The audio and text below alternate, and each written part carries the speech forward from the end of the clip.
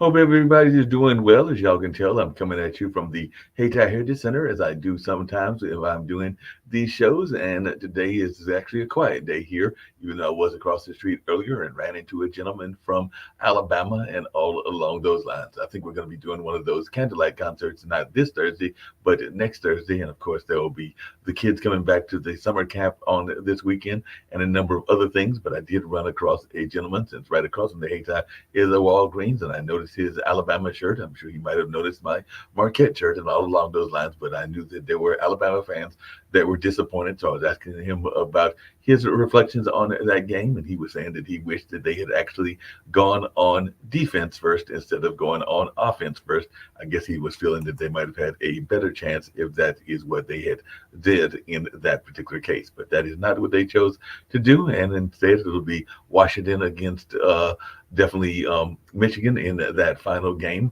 and all along those lines. So definitely that is the way that things went in that space. And he was also saying that the snap wasn't a great snap either. So there were a couple of plays that he wished it could have been done differently. And I'm sure there are some people that were not happy with certain play calls and maybe even certain refereeing calls, because I know there were a couple of basketball games that definitely had some controversial calls, and definitely some NFL games that had some controversial calls. I'm thinking about that one that involved, I believe it was Detroit and a number of other folks as well. So definitely it'll be interesting to see what happens in that world as we're getting ready to get into the height of the sports season. Because I know that I have been definitely following my alma mater, which is doing good, it's still in the top 10, if I'm remembering correctly. And all along those lines, that being Marquette under the leadership of Shaka Smart. And of course, there are a number of other folks that are paying attention to the football playoffs. My team has been way out of it. Both the team here in Carolina that couldn't buy a win this year. Now maybe Catherine Giovanni, who is one of the guests, and possibly we'll see if she's the only guest, if the other guest comes along as well. But I know she's based here in North Carolina. But yeah, our Panthers were having a hard time this year. I think they were able to get 2 wins. And my other team that I've been a long time fan of, the Minnesota Vikings, they are definitely right now they're on the outside looking in, and they need to win their last game and also have a whole lot of things fall correctly in order for them to slip into the playoffs. And it would literally be slipping into the playoffs, as they lost that game against Green Bay and lost it very handily. But I know a lot of people are also thinking about what the new year will bring them in terms of their health and wellness, and also in terms of their finances and all along those lines. And of course, it's a new year. And of course, there are people that will be concerned about their health journeys, because one of the typical New Year's resolutions is to do better on that health journey and to do better with exercise. And I guess that means I've got to stop ordering DoorDash, even though I'm thinking right now I might have to go out and get another DoorDash order later on today, and maybe even get out and do some exercising, which I have not been doing nearly enough of in life, just in general. But I've also been joking, even on this network, that I'm going to shoot for 200, and I'm about to hit the big 6'2" in July 1st of this year. So about the middle of this year, I'll be hitting the big 6'2" and all in that space. So like I said, I've jokingly said I'm going for 200, unless you go by some of the biblical characters or other characters that might have some other kind of history, or maybe even perceived history, if they are from the fables and everything. Nobody has made it, and I doubt very seriously that I will make it either. But isn't part of the ultimate goal in order to achieve these things is belief and having a positive attitude? At least that's how I've always been taught, and all along those journeys. And sometimes you also have to learn that notion of forgiveness, which can be a very difficult thing, and all along those lines. And we're going to bring Kathy in, and she's going to share a little bit about what she's got going on in that space and a number of other things as well. So I'm definitely looking forward to this conversation, because one of my dear friends that I've been knowing for years is a breast cancer survivor. And I know that Catherine is a breast cancer survivor as well. So yeah, one of my friends in the music community has definitely been fighting that battle. I think she's been in remission for a number of years. That being my friend Sharon Allen, and I know others that have been fighting that for quite a while. But I'll bring Catherine in and learn more about what she's got going on, and just that whole notion of forgiveness, and also a little bit about her book, and also a little bit about what she went through. And as you say in your bios, and I know you've been on a number of great media outlets, including Nightline and Good Morning America, and of course being featured in the Time magazines and Forbes. But I did see that you are a proud breast cancer survivor, and like I said, I do know a few folks that have dealt with that, and it is definitely something that is something that I know you women are concerned about. But as I understand it, it isn't just strictly a women's ailment. There are men, then maybe not as many, but there are men that have breast cancer as well. So I wonder if you would just start off there, if you can share a little bit about that part of your journey, and then I definitely want to hear your thoughts around forgiveness, and I also want to learn more about your business as a concierge as well. Well, thank you for having me on, Mark. I appreciate it. Yeah, no doubt about it. So, was it at what point did you find out that you were involved in this, and is it part of what you do in terms of even discovering your own power? Because I do know some people then they are facing adversity, whatever that adversity is. That is oftentimes when they find their true calling and their true gift and everything. Or did you always knew that you were going to be a person that knew your power at a young age? I had glimpses of it. I grew up I had a dysfunctional childhood and, that kind of stuff. And so it kind of teaches you to be strong, so to Right. speak. And then it taught me to be angry Hmm. because, in the eighth grade, my parents got divorced and I was being bullied in school and I tried to commit suicide. So when I had a friend who pulled me out, as hopefully everybody does, but it turned me into this little angry ball of garbage. And I kind of stayed angry for a very, very long time. 3 years before my mother died, she got sober and we became really good friends. And then she died. And once she died, my brain snapped, and I thought, I can't continue my life angry. I'm sick all the time. My finances are horrible. I'm always whining and complaining. I'm getting every flu bug. So I decided to change my life and I started to forgive people. And it worked. I didn't really dive too heavily into it. It worked pretty well. I'm one of the founders of the independent concierge industry. So my intuition kind of guided me through, and I blazed trail, and then I got cancer. Wow. And one day, I am violently allergic to exercise. Hmm.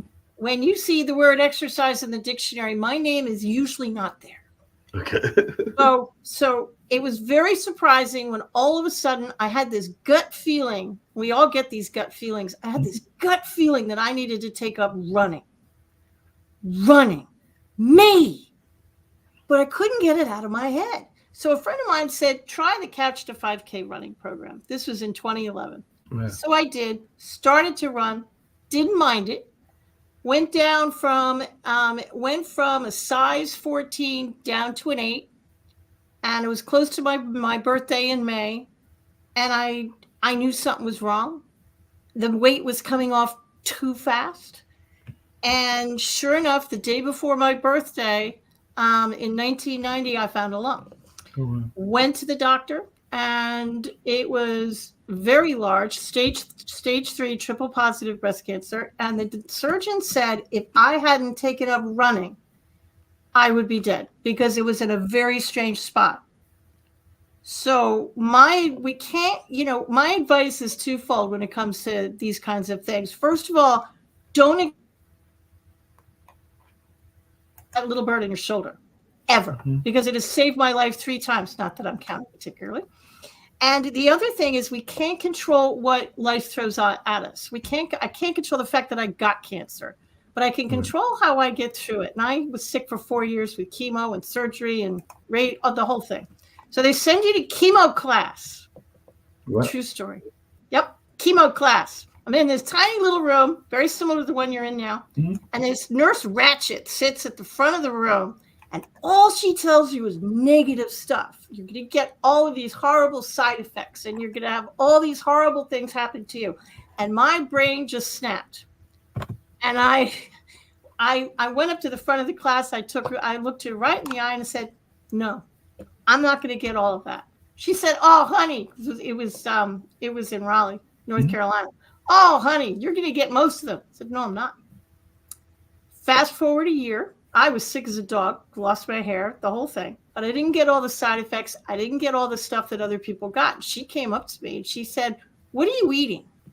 I said, "Pardon?"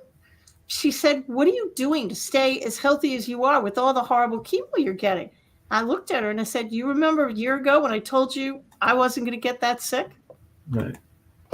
It's your perspective. It's how you get through it. So forgiveness plays a huge role in how I got through it as well. Oh, and a couple of things that you were saying that struck me and everything. I know that we have a panelist on the network who is getting ready to do the prostate test, and I know a lot of people get concerned about the prostate test and they get apprehensions, just like I know a lot of people get apprehensions about the breast cancer exams and all Mhm. along those lines. So, what do you say to those folks that are apprehensive about going for testing? Because I do know that once you reach certain ages, they are asking you to get various tests. For men, it is prostate and colon and a number of other things as well. And I know for women, they do ask for the mammogram and a number of other things. But, as a society, we oftentimes are not the biggest fans because of that description you just gave of our doctors and our medical establishment, because we are often afraid that we're going to run into the Miss Ratchets or those folks that are a little bit on the don't have the best manners in terms of the way that they handle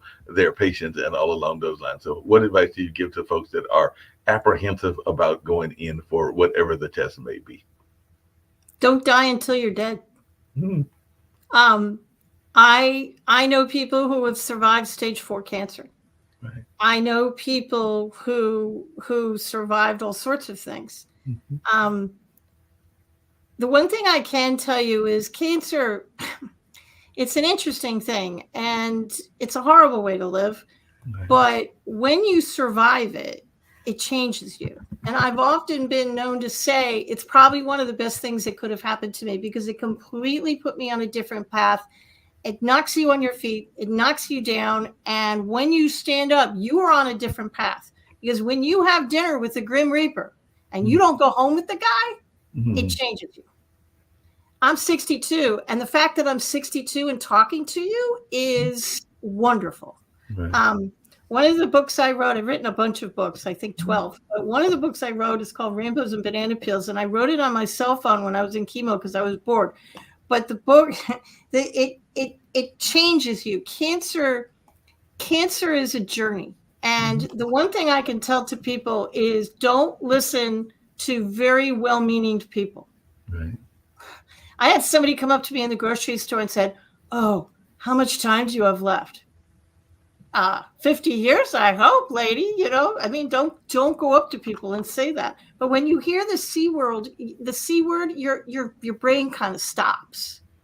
So it's very helpful to have a buddy when you go through this. I had my husband of 30 years, to have somebody who can get through it with you and stay positive. Being positive is easy for me to say, but it's not a day-to-day thing. When you're going through chemotherapy, when you're going through cancer, it's a minute-by-minute choice that you have to make.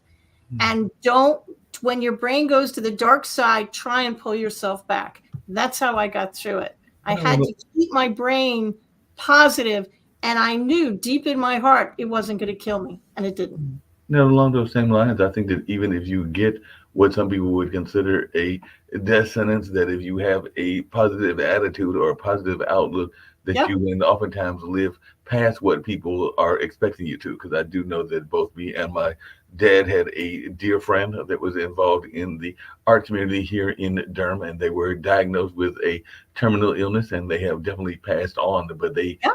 they lived their life past that deadline that the terminal illness was supposed to give them. Because I think they were told that they had like maybe a month or two to live and everything. And I want to say that they lived at least a few years past that terminal diagnosis. And I want to say that part of the reason that Michelle was able to get past that is that she had a very positive outlook, and she also had Yep. somebody in her family, because I think that she had been remarried, so she had a husband that was very supportive as well. So just wondering, how important is it for you to have that support system? Because one of our founders here on the network, they recently lost, on that being Kim Calhoun, their husband, I think about a year or two ago, and all along those lines. But that was the love of her life, and definitely somebody that she knew at a very young age. I want to say as far back as their high school days, if not their college days. But definitely you can see that even when she talks about that ex, she still has that very positive viewpoint of their relationship and everything. So how important is that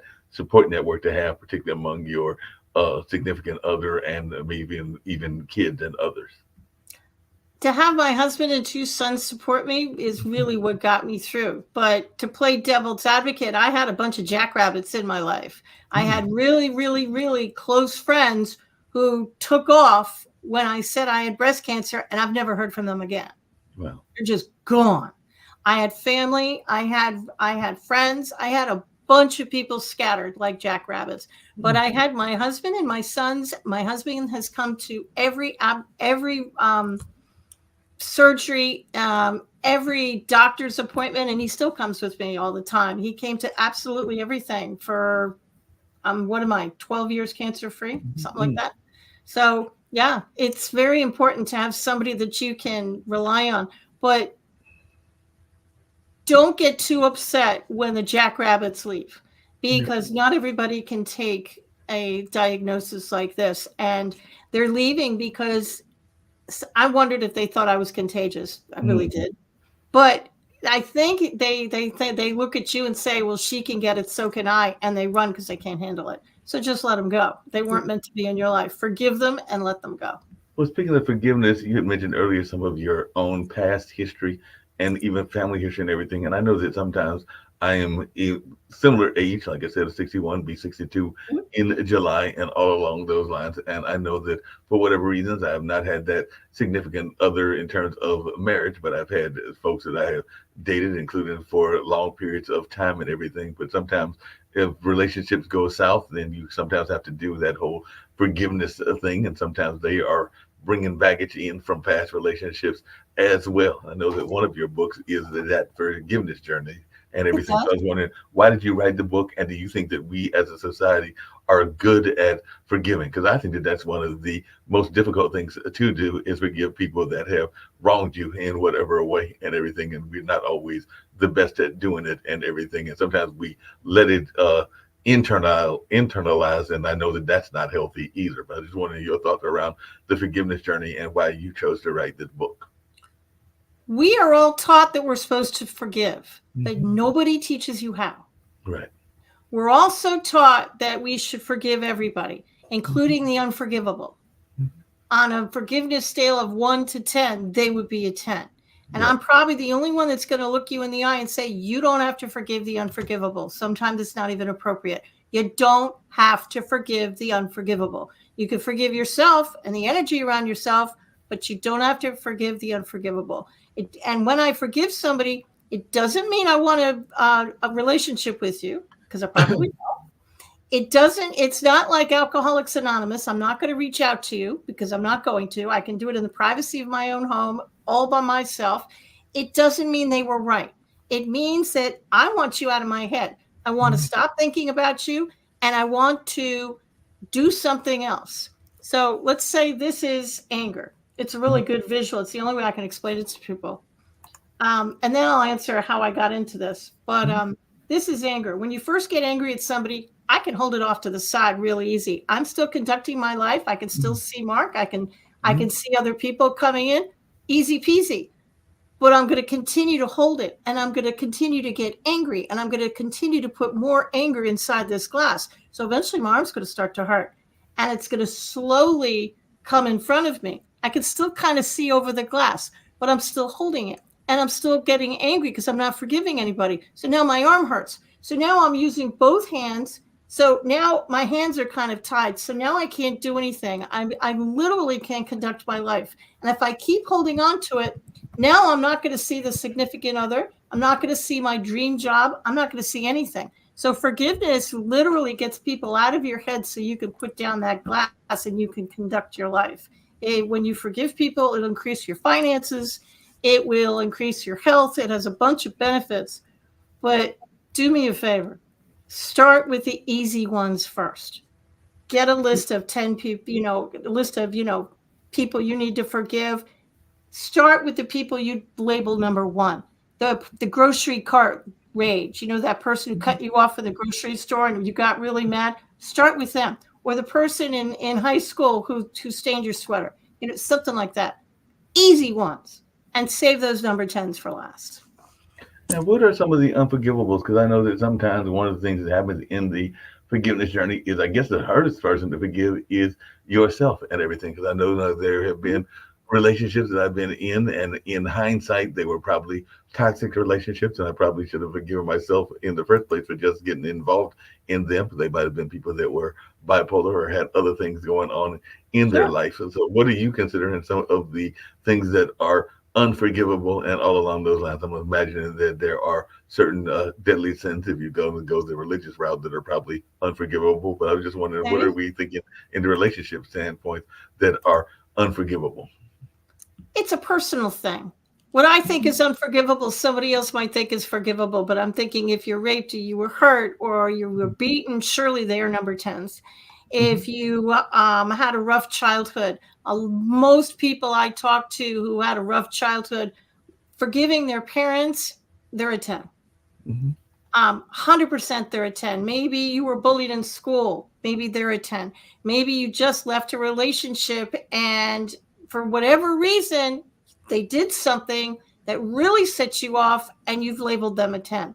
That's fine. Forgiveness is an onion. And some of those 10s, you might have to do some mental gymnastics. You might be able to get them down to an 8, and then maybe eventually down to a forgivable level. And some of them you won't be able to. you know, you can forgive yourself. Mhm. And here's other things that nobody else is going to tell. You can forgive people, places, and things. You Right. can forgive your childhood home. You Mhm. can forgive your childhood school. You can forgive. I forgave 1974. Why did I forgive 19? It was a horrible year. My parents got divorced, and I was getting bullied in school. I was in the 8th grade, and I almost committed suicide. So when I sat down and I started this forgiveness journey, I thought, I'm just going to forgive 1974 and everybody in it and the energy around it. I have a friend who forgave a little red wagon. She got her list together and she randomly wrote down a little red wagon, had no memory of the wagon, had no idea why she wrote it down, but she forgave that little red wagon because she thought, well, probably something from my childhood, and I guess I'm mad at the thing. So she forgave it. The thing about it is, when you get angry, you think that the anger goes out into the world, you're yelling at somebody, and that energy, which is neither created nor destroyed, that's what Einstein said, goes up into the clouds and disappears. Well, as you was just saying that, I'm Just thinking to myself that I might have to forgive the Little Red Wagon as well, because when I was in school, and I went to school here in North Carolina, meaning most of my, well, all of my schooling in terms of like pre-college education and everything was here in North Carolina. I mean, my parents did take me out and did homeschooling for about a year or two, but most of it was either in places like Greensboro. I think there was a little bit of schooling there. There was definitely schooling in Warrenton, where I grew up at, and everything along those lines. But I do remember having a professor that was literally their favorite expression. So if you did not, little red wagon. if you were the kid, did not bring in your paper, and you tried to give them an excuse, like, the dog ate it or something like that, their go-to expression was, "That's your little red wagon." So that was their go-to expression. So for that You reason, I probably had need to to forgive. forgive the little red wagon. Right. I might have to forgive the little red wagon, because that was their go-to expression. So much so that some 40 or 50 years later, I literally remember that expression and them using it ad nauseum and all in that space, because that was their way of saying that you had to take responsibility for what you did and not try to come up with an excuse. And that's where they used that little red wagon expression and all in that space. I hadn't even really thought about it that much until you just brought up that your friend forgave a little red wagon. So I'm gonna Now have I to know go. 2 people that have forgiven a little red wagon. There you Right. go. Yeah. That's right.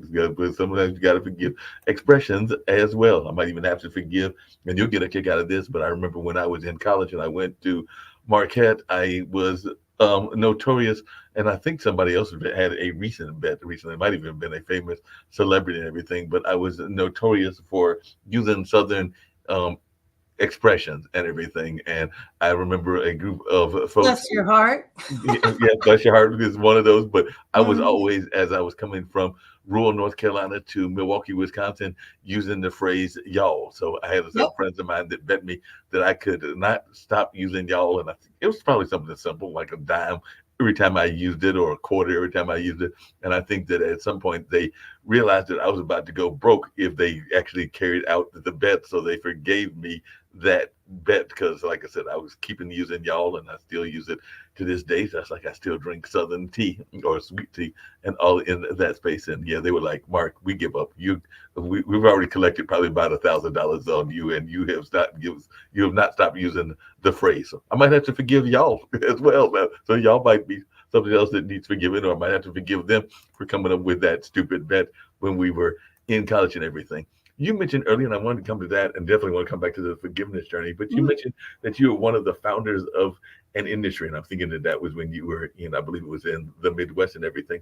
But during the pandemic, we saw a lot of people that got very excited about concierge work and all in that space because that was one of those jobs that people needed help in, and all in that kind of line. So I just wondered if you could share a little bit about the concierge work and your being a founder in that industry, because I do know I went on my first cruise ever actually with a friend of mine from Nevada, and I know that some of those people are also, I mean, the people that work on the cruise also as a side job may do some concierge work as well, because they sometimes come from countries that are very concierge oriented and everything. But I just wondered how you got into the industry, and if you can share a little bit about that, because the network is founded by two entrepreneurs, that being Nick Palbeda and Kim Calhoun. But I just wanted your thoughts around getting into that business.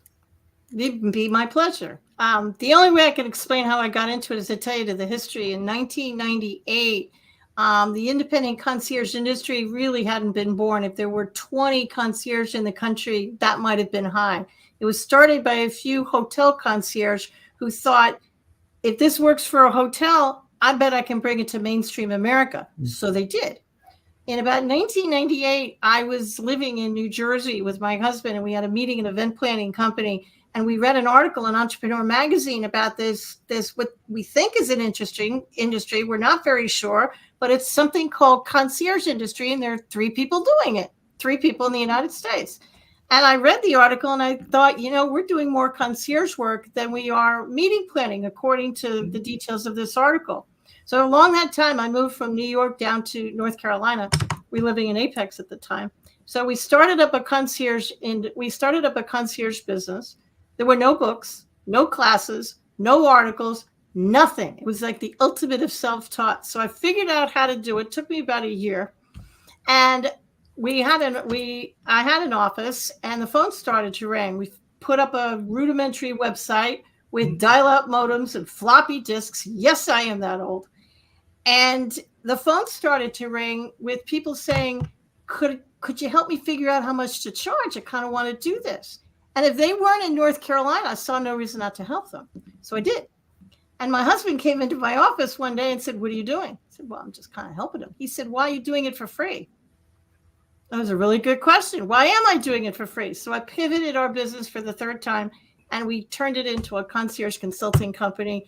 Eventually, I discovered there was no associations for independent concierge. So being that I'm a big fan of pain, I started an independent concierge association. And that's how I became one of the founders. It went from 20 people to worldwide. I taught people how to offer 5-star customer service, staff all over the world. I retired from the industry last year, but that's kind of how it started. And I wrote several books about it.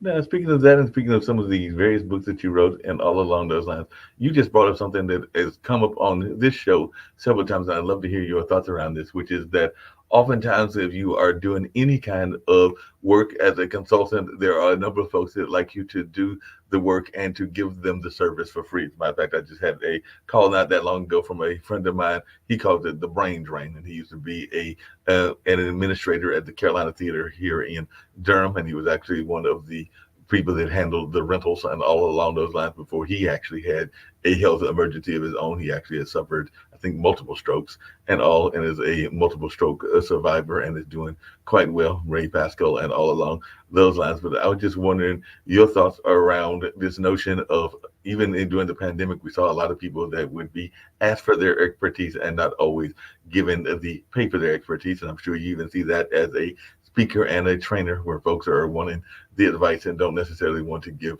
the rewards. And I mean, they definitely would get their plumbers paid, but they don't always want to pay their event planners or their concierge or a number of others. So what is your advice to those that are running into this idea of, you're doing it even at the age of 50 or 60 for the experience or this or that? There's always various reasons that they give you that they cannot afford to pay you and everything. So what advice do you give to folks that are in the entrepreneurship lane that are facing those folks that are nickel and diming them for whatever reasons? Well, I'm not going to pay you, but you're going to be exposed to a lot of people. You're going to get exposure. People die from exposure. I have done a lot of gigs speaking wise for exposure, and it's never gotten me anything. So I am a big fan of getting paid for work. If I do something for free, especially in the concierge industry, free isn't going to put food on the table for me. Free isn't going to pay my mortgage. Free isn't going to get me anything. And I understand that you want me to do it for free, and you think I should do it for free because you could run errands yourself for free, but that's just going to cause me to die because I can't do it for free because I have bills to pay.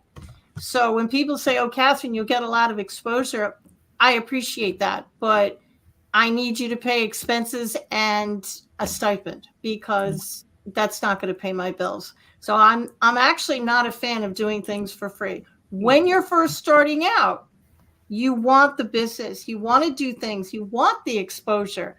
I get that. So do it for a month or two. As long as you have money in the bank and you can feed yourself, okay, do it for a month or two. But there has to be a stopping point. At some point, you have to stop doing it for free because people won't take you seriously if you do it for free, because they won't. No, they definitely won't. And along those same lines, one of the things that I know became very popular, and I joked about it at the beginning, and I was only partially joking and everything, but even in the concierge business, there are a lot of people that were feeling that, why should I pay for a concierge when I can have somebody that is doing it on the independent or the gig level? Because I do know that there are some people that would consider Instacart or some of the other ones, even Grubhub and DoorDash, as a form of concierge work and everything. So what is your answer to folks that are like, why do I need a concierge when I can actually hire some of these gig type workers to do what basically a concierge does and everything, when you call it of that notion of running errands? And there are some people that are pointing to some of these new companies that have popped up over the last 5 to 10 years. Do you want to go to a fast food restaurant, or do you want to go to a nice restaurant where you'll be sit down and people will serve you and give you personalized service? Yep. There are a bunch of people out there that love fast food restaurants. It's a really good fit for them. It meets their needs.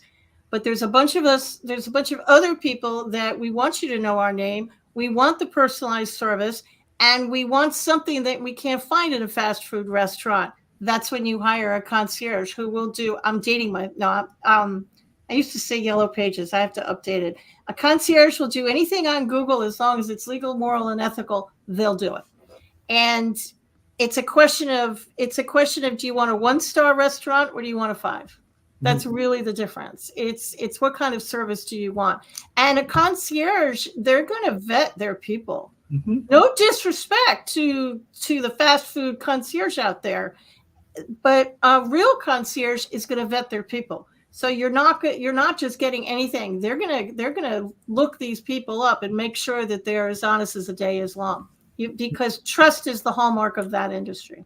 And trust is very much a hallmark of the industry. Speaking of trust, and this comes down to one of those forgiveness things and everything. I know that one of the things that folks get frustrated about in business is folks that have their dreams and their ambitions, and then they kind of want you to carry their dreams and ambitions and not necessarily think whether that is your vision or not. Because I do know some people that have visions, and they are definitely entrepreneurial visions, and then they will try to bring you into the picture and not realize whether you are having a shared goal or all along those lines, and then they get frustrated if you don't necessarily want to help them out and everything in that space. So how important is it for you to make sure that you are aligned with the vision of the entrepreneurs that you work with, whether that is as a consultant or just in general? Because I know that I've been on some places where eventually I trained them in some of the skill sets, like around even the one we're using StreamYard and stuff, because I realized that they would, if they had their way, I'd be doing nothing but their work and not necessarily going in accomplishing my own goals and my own ambitions and everything. So how important is it to align with people that are of like-minded backgrounds? Well, over the last 25 years, I have trained my competition, not by choice, didn't know I was doing it at the time. So I learned very quickly to trust the little bird on my shoulder. And I mean that with every fiber of my being. You know, you can be talking to somebody who looks good. They're in a 3-piece suit. Their resume looks good. And something just feels off. Right. Trust it. Because that's a little bird in your shoulder chirping at you saying, excuse me, you know, that kind of thing. So you have to trust your gut. And you have to have the mindset of, if it's not a good fit, walk away. Now, a concierge will never say no to you. We train that, but they'll say something, well, I can't provide that service for you. It would be my pleasure to find somebody who will. Give me 24 hours, give me a day, give me a week, and I'll circle back and I'll give you a list of people who can help you. So what's the craziest thing? I've done that many times in my life. I got that. What's the craziest thing that you've had somebody request? Because I used to be, and you know, riders are very much a part of the contracts if you're involved in the entertainment world, and I've been involved in that for a number of years. Definitely have worked with the Bull Durham Blues Festival, which is on hiatus and maybe even permanent hiatus, and all along those lines. I've definitely worked with Centerfest and a number of other festivals, including the Eno and others here in this area, and even a few outside of the North Carolina area, and all in that space. Not a lot, but a few that I've at least had some dealings with, and all in that space. But I do know that sometimes people can ask for some unusual requests. I want to say that there was one of the times that I can remember was there was a popular R&B group that wanted to know where the closest dance club is, and I'm not talking about regular dancing, I'm talking about like adult dancing and all along those lines. And one of my friends actually chose to take them there, even though if I had my way, they would not have made it to that particular location, because I thought that could create some jeopardy to their career and just into life in general and everything. But unfortunately, I had a friend that was less scrupulous than that in my mind and everything. And then I also had somebody that, I think that was with the Blues Festival, wanted a particular cigar brand that I don't think we have that much of here in the area, and it was difficult to find it, but we did find somebody that found that brand and everything. So I was just wondering, what are some of the more unusual requests that you have seen as a concierge? In my website, in my blog, is a blog entry that's the 18 craziest concierge stories I've ever been across, and it's also in one of my books, The Concierge Manual. But once upon a time, long time ago, there was a concierge who was asked to do a party in Egypt, and they needed to find a dozen albino peacocks. Who knew that such a thing exists? But apparently they do. And so they had to find an albino peacock. They found an albino peacock farm somewhere in Europe, had to fly the peacocks from the farm to the party that was in one of the pyramids of Egypt, because of course it was. And they had to get them there alive, and then they had to get them back. So that's a crazy story. That's definitely a crazy story. And just to think, albino peacock. Yeah, to try to find some albino peacocks, that you got to go and find them and everything. But you know, then there's another story. It was an international concierge, a company called Quintessentially, and one of the partners of the company told me this story. He said he was driving to London, and he got a call from a client who was stuck. They call elevators lifts over there, and he said he was stuck in a hotel lift. And he called me because he wanted me to get him out. Okay, call me crazy. If I'm in a hotel, I'm not going to call my concierge. I'm probably going to call the hotel front desk and say, I'm in your elevator. But this shows you how addicted people get to their concierge. And that's what you want. You want them to have you on speed dial. So he called the front desk and said, you got somebody stuck in your elevator. They said, you're out of your mind. You're crazy. Said he didn't believe me. He said, why would I call you and tell you there was somebody stuck in your elevator if there wasn't somebody stuck in your elevator? and everything worked out fine. But concierge are asked to do very, very crazy things. I had a friend in Philadelphia who got hired to take a gentleman's 90-something-year-old mom's dresses to the dry cleaner every week. Sounds benign. Yeah, it sounds fine, right?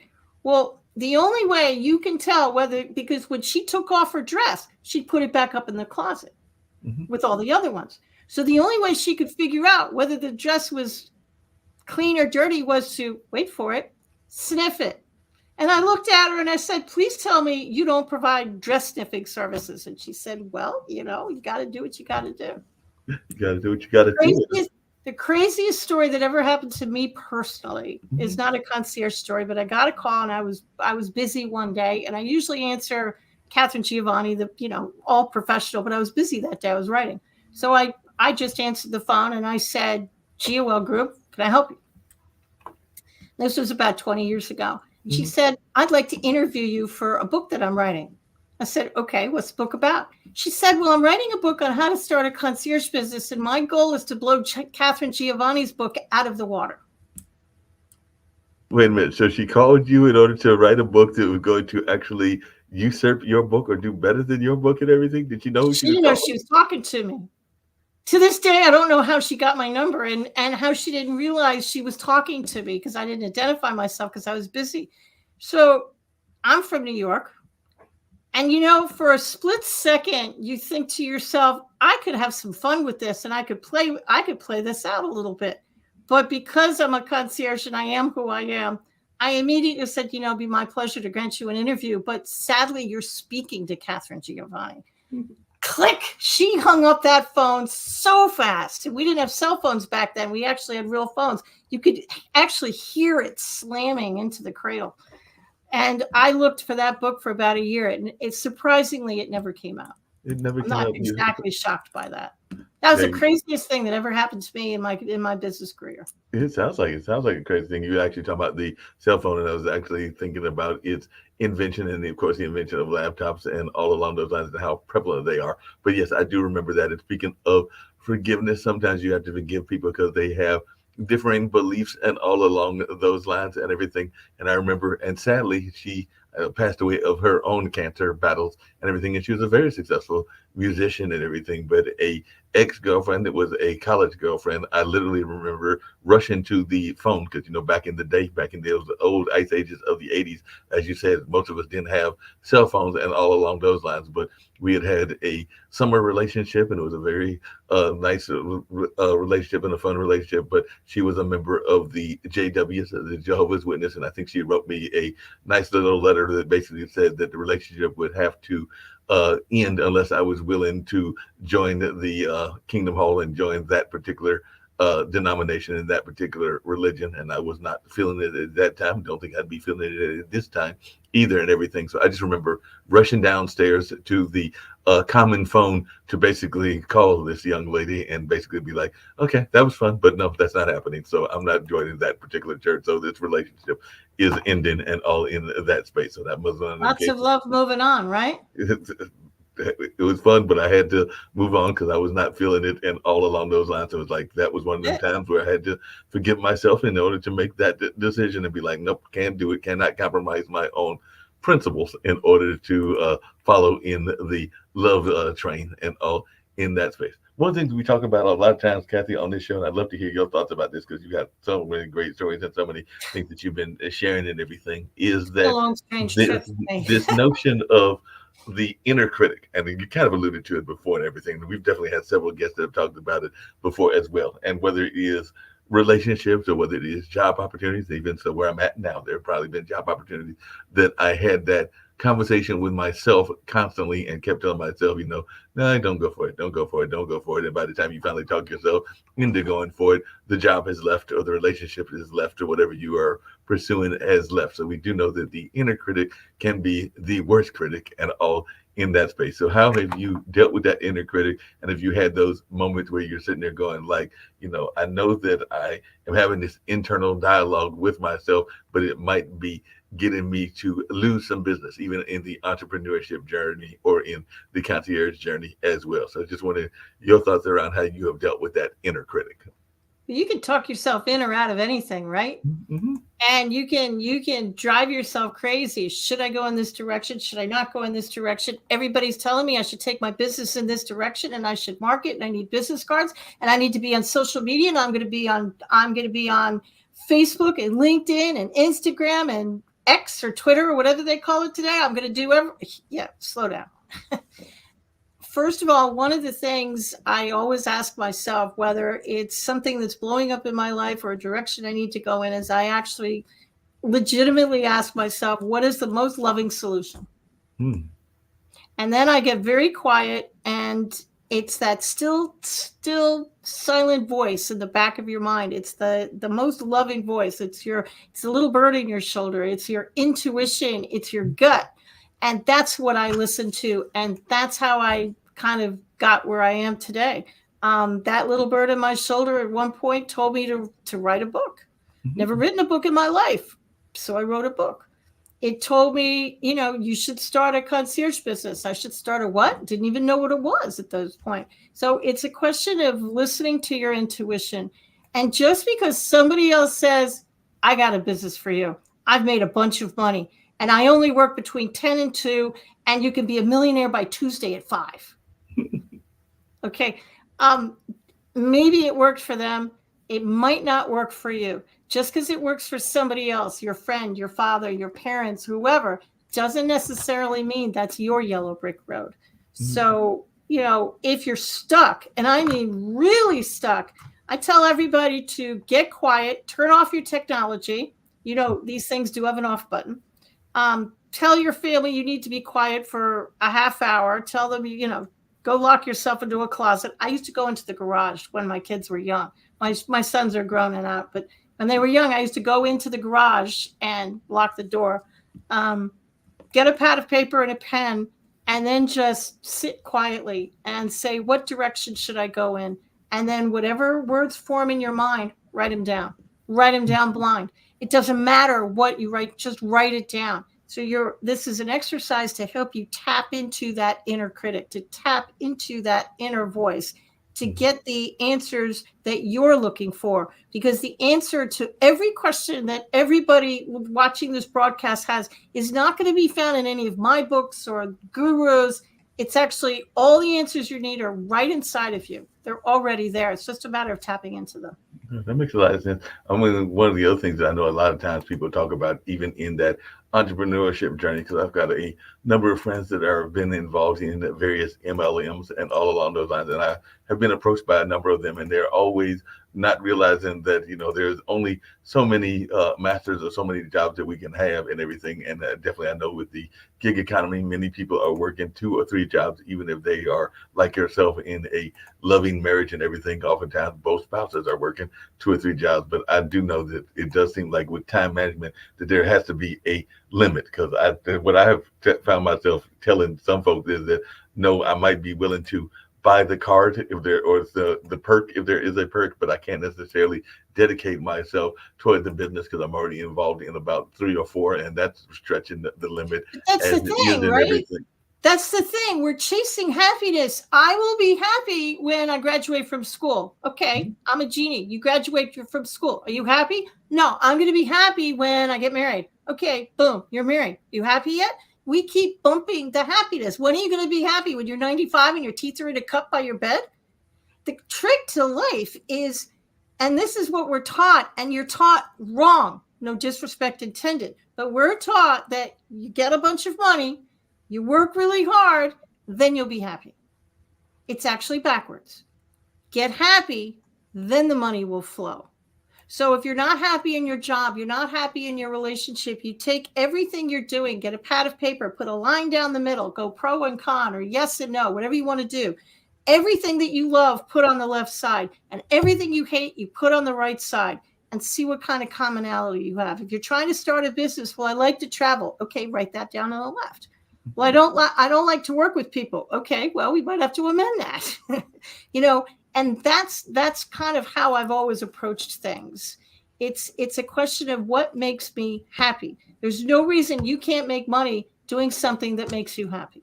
No, I agree with you on that. But the other thing that you talk about quite a bit in a number of your books is understanding intuition and Yeah, I empathy, do. and all along those lines. While we hear people talk about it quite a bit, I don't know that many people have an understanding of what it truly means and what that is and everything. So, what to you is intuition and what is empathy? Because I definitely have been told by a number of folks that I am very empathetic, even in the ways that I conduct these interviews and everything. But definitely, and I definitely have an intuitive sense. And sometimes, even though the intuition may tell you something, sometimes we go against the intuition, because even some of those relationships I was talking about, I already knew that they were not going to be for me, but I was trying to figure out ways to make them work in order to pursue what you just said earlier, that happiness and all along those lines. But that little birdie was already telling me that this is a walking disaster, but sometimes Yeah. we don't always want to listen to the birdie and all No, in we don't. that space.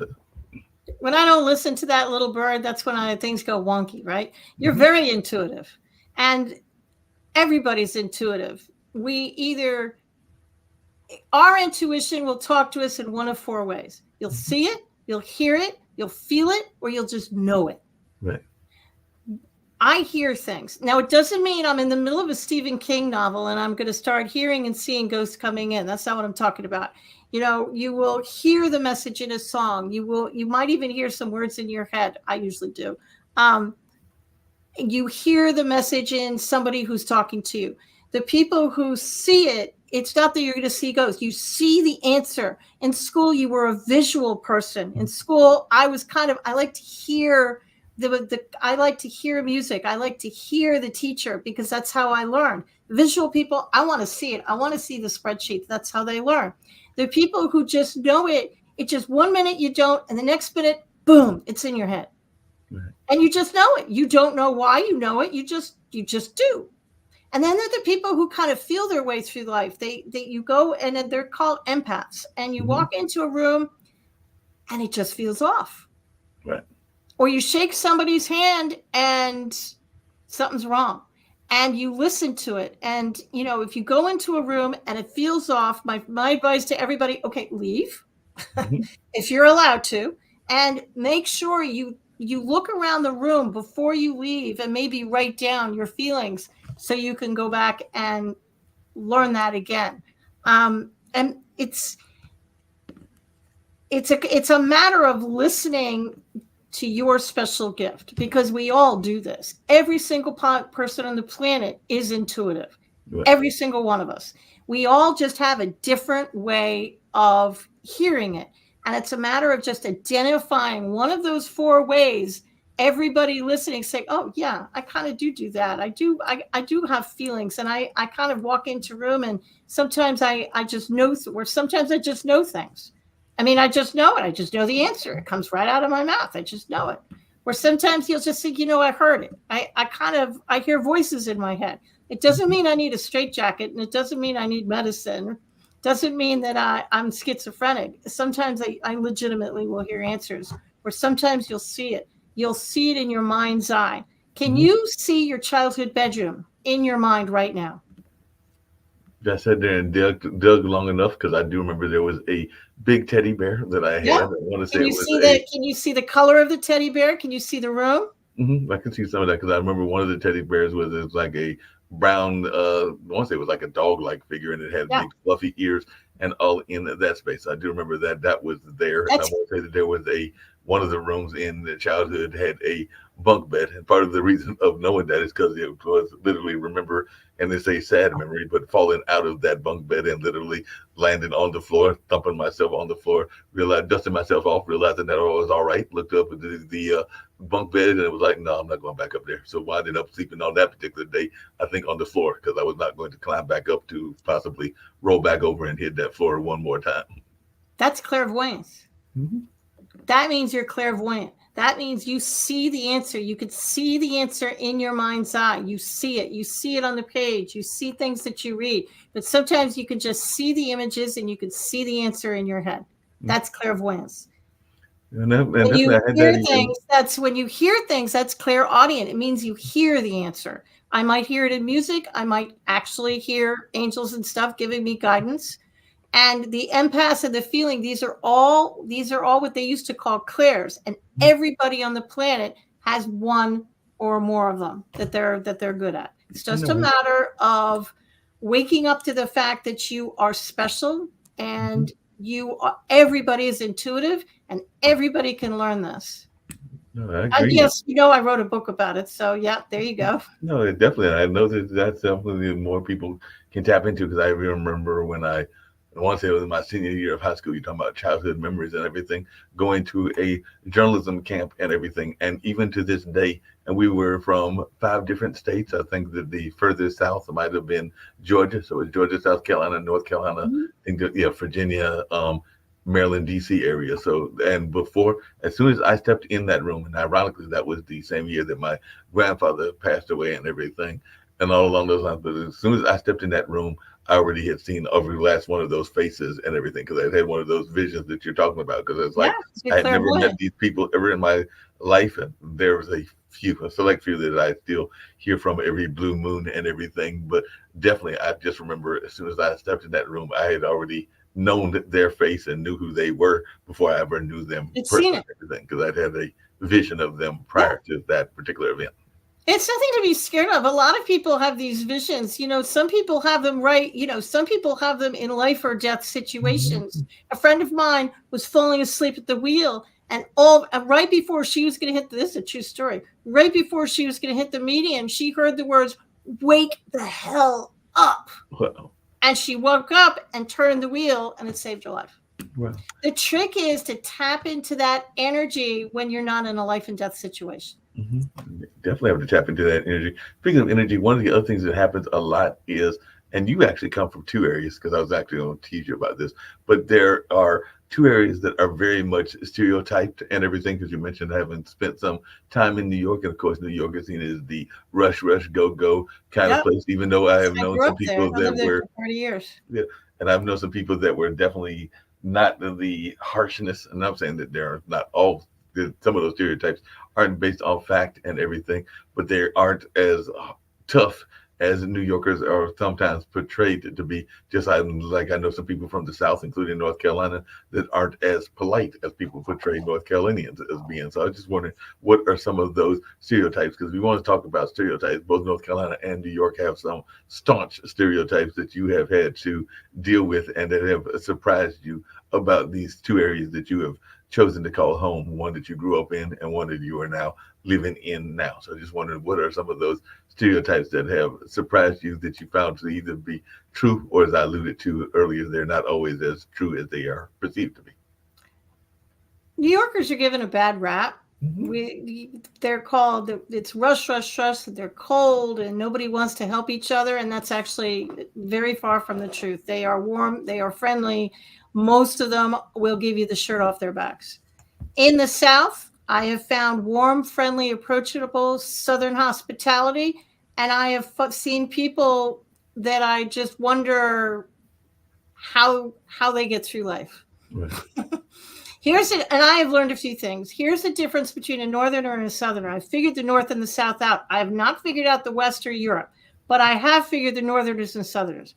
If a Northerner wants to say something wonky to you, they're going to do it at the beginning of the sentence. So they're going to look at you and they're going to say, "With all due respect," and then they're going to verbally punch your lights out.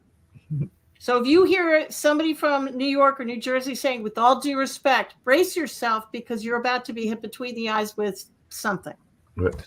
A Southerner will put it at the end of the sentence because they don't want to hurt your feelings, and they're very hospitable. So they'll put it at the end of the sentence. So they're going to small talk you for a long time. They're going to want to sit on things. They don't want to make a decision right away, most of them. And then they're going to put their thing on the end of the sentence. So they're going to say something to you like, "Your baby's as ugly as a stump, bless his little heart." So if you hear a "bless your heart," try really hard to think about what was at the beginning of that sentence. Right. But Southerners are warm, friendly, and approachable, and so are New Yorkers. It's a question of, when I go to a city, I expect to meet warm, and I know this sounds weird, but I expect to meet warm, friendly, and approachable people, and that's usually how it plays out. I expect to meet nice people. Every once in a while, I get, you get hit by things, but most of the time, I meet really, really sweet people. Speaking of getting hit by things and everything, you had talked about it earlier in one of the shows that we do every Sunday. I actually do it with, well, they are the host of it, Stephanie Hockenhall, who was in Kansas, and her son, Gene Francis, if I'm remembering Gene Williams, if I'm remembering his name correctly and everything. But it's a show around bullying called Where Is the Love? And all along those lines. Yeah. But definitely that being said and everything, one of the things that I know that you talk about in some of your talks is this notion of forgiveness and whether you have to forgive the person face to face. And I do know that in their case, they have been bullied in relationships, they've been bullied in workplaces, they've been bullied in a number of varying environments. They were even talking about how bullying can happen in the church. And I do know that that is for real as well. So I was just wondering, is that something that folks should try to forgive people if they're going to forgive them face to face? And do you have to tell folks why you are forgiving them and all along those lines? Or can you just do it in the quiet of your own home and let them not even know whether you've forgiven them or not? Or is it better to do it in a public landscape? The way I approach forgiveness, especially in the book, is this is not Alcoholics Anonymous, so you don't have to reach out to people. You don't have to talk to them. You don't have to call them. Forgiveness is very personal and very selfish. You do it for you. You don't do it for them. It doesn't mean they were right. And just because I forgive you doesn't mean I want a relationship with you. I probably don't. I probably don't even want to talk to you. You do it in the privacy of your own home. You don't have to tell anybody you're doing it. You don't have to reach out to them. It's something you do for you because you want to get them out of your head. You want to stop thinking about this so you can look at the opportunities in the world and the universe can start flowing stuff to you. You want to get this stuff out of your head and out of your energy field. Because when you get angry, it kind of sticks around in your energy field. So if you get angry enough over enough years and you don't forgive people, you're kind of walking around in a gray cloud. So forgiving people, as if you believe Einstein, it's going to change that energy from dark to light. Energy is neither created nor destroyed. It just turns into something else. And that's what you're doing with forgiveness. But it's personal. You don't have to tell a soul you're doing it. You can do it in the privacy of your own house. Nobody has to know. That sounds and great. You don't have to forgive the unforgivable because some things you just can't get there. And that's fine. Yeah, definitely. There's some things that you can't forgive, and then That's whatever fine. it is, you're unforgivable on your unforgivable list, and all along those lines. I've talked to a couple people, both on the network and even outside the network, in like just face-to-face conversations as well, that have talked about how they feel that despite the divisiveness that is going on in the country and what's going on in our political landscape and in our world landscape, that they actually feel, and these are even a number of people that consider themselves to be empaths or to be involved in what some people call light work, that we are actually heading toward a better time of the year and that there's about to be a shift and there's going to be a positive shift. And I was just wondering if that's something that you believe as well, and if so, do you think that 2024 will see that, and if so, when, how will it happen? Because I've heard a number of people that have said that all of this turbulence that we've had for the last several years, including the pandemic and including those various wars and a number of other things, is the prelude before a positive shift that is, they feel, is in the future of the, not just the United States, but the world in general. But I just wonder your take on that and whether you think that we are heading toward a positive shift. I agree. You know, the thing about life is you can't forgive something and clear it if you don't know it's there. Mm-hmm. So it's almost like the earth is bringing up all the horrible things. They've been there all along. We just didn't see it. But now we're seeing it. It's all coming up. And now that we can see it, you can fix it. Mm-hmm. And it looks like our world is getting worse. But what's really happening is it's actually a rebirth. And we're seeing all the horrible, yucky stuff come up. And hopefully our society all across the globe is going to have more loving, more compassionate way of looking, a more forgiving energy. And I agree with them. I think we're moving towards a completely different world that's going to be a lot better than this one. But we're not going to move to it until we get rid of all the horrible stuff. And you can't get rid of it if you don't know it's there. Yeah, that makes a lot of sense. You mentioned earlier having that loving husband of yours and definitely having the two kids and all along those lines. And I had alluded to it earlier, having a multitude of jobs in my own life and everything. But how do you deal with that work-life balance? Because that is something that I find a lot of entrepreneurs struggle with, and all along those lines. I just wondering, how do you deal with that work-life balance? Because I know earlier you had mentioned something that I know a lot of folks have a difficult time with, which is turning off of the devices. And so when I say devices, I'm not just talking about the computer, but sometimes you also got to turn off the TV. And like my nephews, if you got one of those Oculus sets, you sometimes might have to turn that off as well. But how do you deal with that work-life balance and all in that space? We figured that out years ago, actually. We both wanted to stay home with the kids, and I like to work. So we pulled our operation and our company into our house. So I've been working out of my home since 1995. And back in those days, nobody worked out of their home. You jumped through hoops of fire to prevent people from heat, knowing you worked out of your home. You'd say things like, "Oh, I'm going to be in your area anyways. Why don't I drop by your office?" I wasn't going to be in their area. I just didn't want them to come to my house. So now everybody works from home, but working from home allowed me to, I have my own company. So it allowed me to have my own hours and be there for soccer and football and baseball and all those things. And because I was training concierge, I know concierge all over the globe, so I could get the assistance that I needed when I needed it. Yeah, that makes a lot of sense. You're talking about that, and I was also going to bring up something you brought up earlier as well, which is this notion of running, and how if there was an exercise or a picture of the anti-runner, it probably would have been you and everything. And ironically, my brother was one of those as well. I don't know that he was all that active in exercise and all in that space, but he did try to do some of those mud races or whatever they call them, but Yeah. those endurance races. And My brother-in-law did that. yeah, Yeah. I think that after he failed two or three times, that was society or the Mother Nature telling him that he didn't need to try anymore. So he gave up on those, because I think the first one he did, he literally once he broke his leg or broke a femur or something like that, almost as soon as the race started. They're And then, really hard, those races. I won't do one of those. My brother-in-law used to do stuff like that, and they're hard. yeah, they're very hard. And like I said, I think Mother Nature was telling him not to run in those, because I think it was the second or maybe it was the third one. And I don't think he's attempted it since. He's got some other hobbies like riding those Polaris slingshots, and definitely using those to do other things that are very much his way of relieving and exercising kind of like whatever tensions are and everything. So what are some of the things that you do? Because I know that I sometimes will do puzzle games and everything in order to alleviate whatever stress may be going on in life. But what is your go-to activity to alleviate stress, whether it is stress from work or stress from family or just stress in general? Because I know that I have used to play Word with friends, and now I'm doing one of those puzzles that has to do with shapes and trying to get the keys that then solve one of those kind of like detective mysteries, or kind of like a logic puzzle. Matter of fact, I think that's the name of the game, is logic puzzle or something like that. But yeah, I've been finding those. But what is your go-to way of relieving stress? Music and walking. I'm a big fan of music. In fact, the only way I can write is if I'm listening to very loud music. It used to drive my parents crazy, but it's the only way I can actually focus.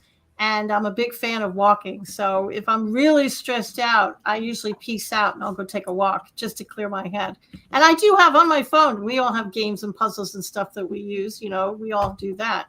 But I'm a big fan of walking, and I'm a big fan of music. It's just the music, it kind of clears my head. Yeah, that makes a lot of sense. Definitely gotta have the head cleared and get those things going in that space as well. And I used to do that. There's a pond not that far from Duke that I used to walk a few times, and then I stopped getting into that habit. So I need to get back into it again, and all along those lines, because I got out of the positive habits and everything. So Big dish of ice cream also is I'm a big fan of. Yes, don't email me that I know it's bad for me. Yeah, I know it's bad for me, but if you have a really bad day, I haven't had a drink since 1990, so I don't do that. But a big bowl of ice cream, little chocolate sauce, I'm a fan. It sounds like you're a good fan of that and everything. I mentioned earlier, it's the beginning of the new year, and I've not always one to do New Year's resolutions, because I sometimes think that we set ourselves up for failure by setting them up as resolutions and everything. But I'm just wondering, what is some of the New Year's goals? Because I think New Year's goals is different than a resolution. Because I think that if you set a resolution, you're already creating this expectation that might be beyond reasonableness and all in that space. But whereas if you set it as a more manageable kind of like thing, like I want to do it by year's end or within the year, then it might be easier than saying that, I'm going to lose 5 pounds in the next week, or I'm going to lose 10 pounds. I'm going to find the love of my life within 2 weeks and everything. Those sometimes seem like they might be unrealistic expectations. Whereas if you set them as goals that you're hoping to accomplish within a longer time frame, it just seems more reasonable to me and everything. But I just wondered, is that a similar philosophy that you have, and if you have any set for 2024? I don't do New Year's resolutions, and I don't do goals. I do feelings. I do New Year's feelings. So if you want to make $10,000 this year by June 5th, I will turn that goal into a feeling. Okay. When I earn $10,000 by June 15th, it's going to make me feel how. And then I'll write that down. And then instead of reciting that stupid phrase every day over your coffee, I'll look at the phrase and I'll think about how I'm going to feel. I'm not going to recite the phrase. I'm just going to put myself into feeling mode and saying, if I have $10,000, how is it making me feel? What's going to make me feel happy? It's going to make me feel good. So I'm going to sit and try and get into a happy space while I'm thinking about that resolution. So I do New Year's feelings. I don't do New Year's words. New Year's feelings sounds like a great way to do things along those lines. I know a lot of people this past New Year's were rushing down as society has opened up again to go see the acorn drop, where I understand there was an egg that was dropped in Nashville, North Carolina, that is. And I think there was a pickle drop in Mount Olive. So I was wondering, is that what you and your husband did, or were y'all one of those folks that was doing either a watch service or doing the kind of like relaxing at home? Because I know I brought it in, literally watching, I think, our local affiliate and them showing the dropping of the acorn, and also calling mom, because I do think it is important to have that connection to family members as well, particularly if you have a loving family. And I know not everybody has the same kind of loving family that I had, and all in that space. But if you've got a good relationship, it's always good to stay in touch with them if you've got that loving relationship. Now, if you don't have the loving relationship, that's a whole nother matter and everything. But I was just wondering what y'all did for the New Year's, and how important do you think it is to be connected to one family, and also being connected to what some people call the ancestors? Well, usually we don't drink, so we usually stay home. Most of my family has passed, sadly, but we will call the family that's still alive on both sides.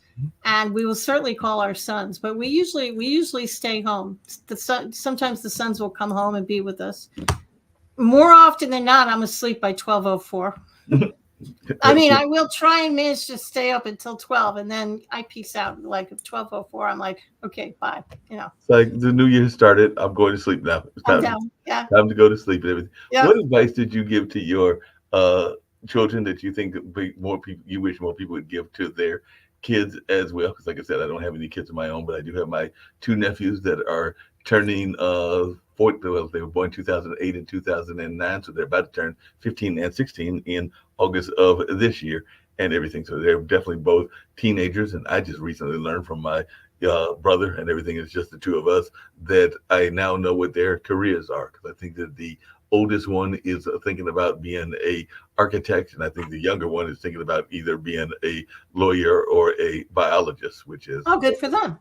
Yep. It's two different careers, lawyer and biologist. That's on two opposite sides there. It's two opposite, and I'm not sure where the lawyer is coming from, because I don't know that he has any lawyers in the family. His grandfather or his great-grandfather, because it was my grandfather, but his great-grandfather was a biologist. The building at North Carolina Central University, the biology building, is actually named after my grandfather, his great-grandfather. And I know that my dad, his granddad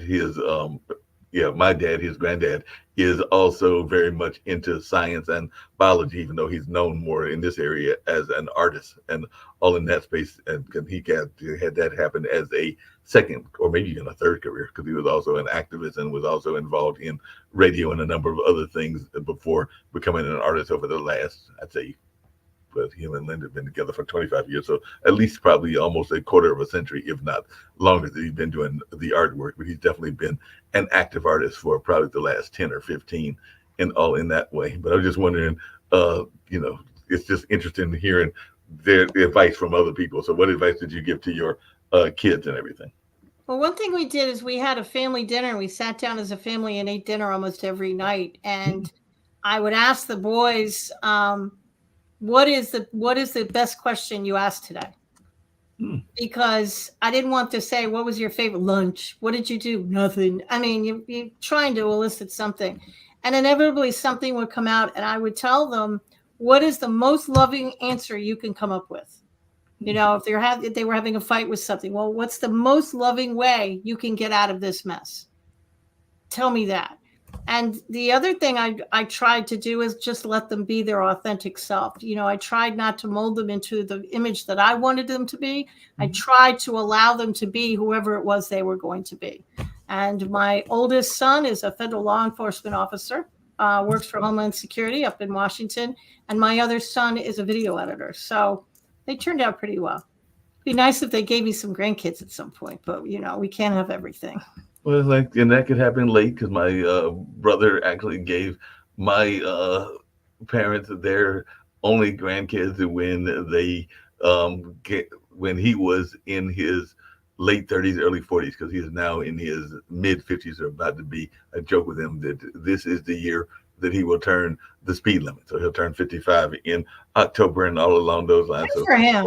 So it was literally 39, and it was with his then wife, and now he's got a new fiance because that relationship, for whatever reason, did not work out and everything. But they are co-parenting and doing a good job of co-parenting. But definitely at 39 is when Malik gave them their kids and everything. So that would have mean that mom would have been around our age. She would have been in her 60s at the time that she got her first grandkid and everything along those lines. Because, like I said, I don't have any, and Malik was waiting as well. So, and Dad was probably in his mid 60s at that time and everything. So he was almost pushing, probably near, he's probably pushing near 65 at the time that he had his first grandchild. And I know some people that are in their 40s and 30s that even have grandkids because they had them very young and everything. So definitely it'll be interesting.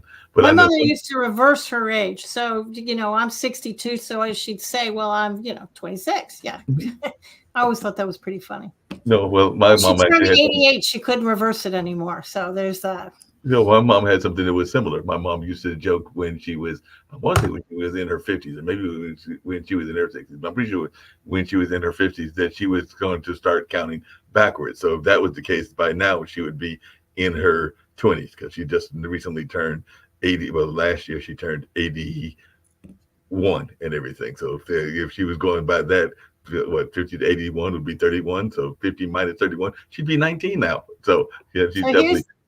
Here's some advice for anybody who's turning 30, 40, 50, 60, and you're all freaked out about it. What I used to do is 30 killed me, and then nothing ever bothered me because I figured it out.